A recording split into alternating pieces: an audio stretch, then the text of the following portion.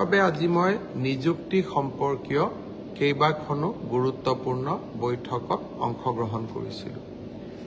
যতে মই যাওঁ তাতে আমাৰ আৰক্ষীত আবেদন কৰা লৰা ছোৱালীসকলে মোক সুধি থাকে যে দাদা মামা পুলিচৰ ফিজিক্যাল ইন্টাৰভিউ কেতিয়াৰ পৰা আৰম্ভ হ'ব। আমি অসম পুলিচত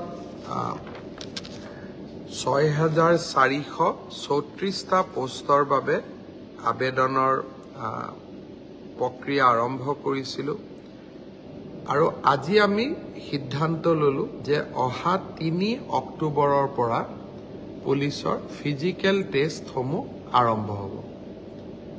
গতিকে মই সকলোকে অনুৰোধ কৰিম যে বানপানীৰ যেতিয়াই পানী শুকাব আমাৰ খেলপথাৰসমূহ মুকলি হ'ব, আমি দৌৰা প্ৰেক্টিছ আৰম্ভ কৰিব লাগে, কাৰণ 3 অক্টোবৰৰ পৰা অসম আৰক্ষীৰ ফিজিক্যাল টেষ্ট আৰম্ভ হ'ব।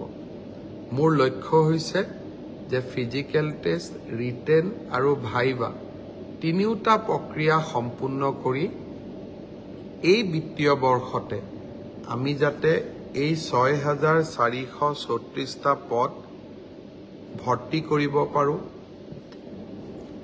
এটা সুন্দৰ নিযুক্তি প্ৰক্ৰিয়াৰ মাজেৰে লৰা ছোৱালীক নিযুক্তি দিব পাৰো আৰু তাৰ লগে লগে 2025 চনৰ বাবে আকৌ এবাৰ নিযুক্তি প্ৰক্ৰিয়া আমি যাতে আৰম্ভ কৰিব পাৰো। বিভিন্ন স্থানত গলে ছাত্ৰ ছাত্ৰীসকলে এডিআৰইৰ পৰীক্ষাসমূহ কেতিয়া অনুষ্ঠিত হ'ব সেই বিষয়েও মোক প্ৰশ্ন কৰে। আজি আমি সেই বিষয়েও এখন বৈঠক কৰিছিলোঁ। এডিআৰইৰ আসাম ডাইৰেক্ট ৰিক্ৰুটমেণ্ট এক্সামিনেশ্যন, যাক আমি চমুকৈ এডিআৰই বুলি কওঁ, এডিআৰইৰ গ্ৰেড 3 পোষ্টসমূহৰ পৰীক্ষা 15, 22 আৰু 29 ছেপ্টেম্বৰত অনুষ্ঠিত হ'ব।